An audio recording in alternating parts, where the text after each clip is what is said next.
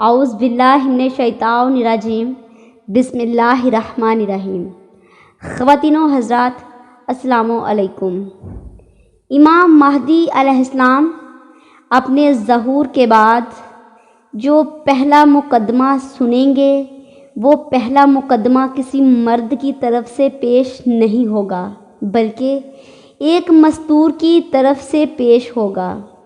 یہ مستور کوئی عام نہیں ہوں گی بلکہ امام مہدی کی جدہ سیدہ زہرا صلوات اللہ علیہا ہوں گی، اور پاک معظمہ بی بی اس انداز میں آئیں گی کہ امام حسن علیہ السلام کا زخمی کرتا جو تیروں کی وجہ سے سرخ ہو گیا تھا وہ بی بی سیدہ کے داہنے کندھے پر ہوگا، اور امام حسین کی تار تار ابا جسے بے دین لوٹتے رہے وہ بی بی سیدہ کے بہنے کندھے پر ہوگی۔ بی بی سیدہ زہرا کا دامن پکڑے ایک اور معصومہ ہوں گی جو امام حسین کی بیٹی ہیں، اور ان کا نام سیدہ سکینہ صلوات اللہ علیہا ہے۔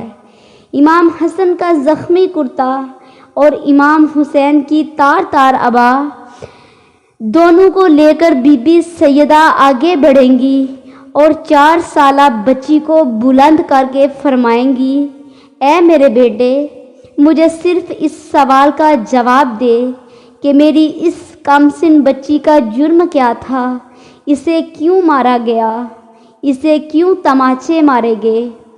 یہ سن کر امام مہدی خون کے آنسو روئیں گے۔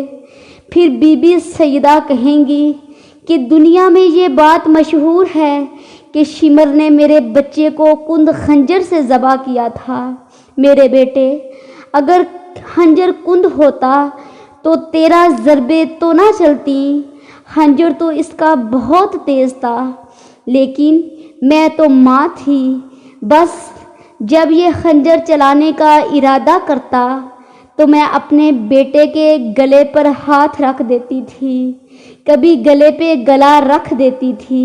میرے ہاتھ شمر کی ضربوں کی وجہ سے آج تک زخمی ہیں۔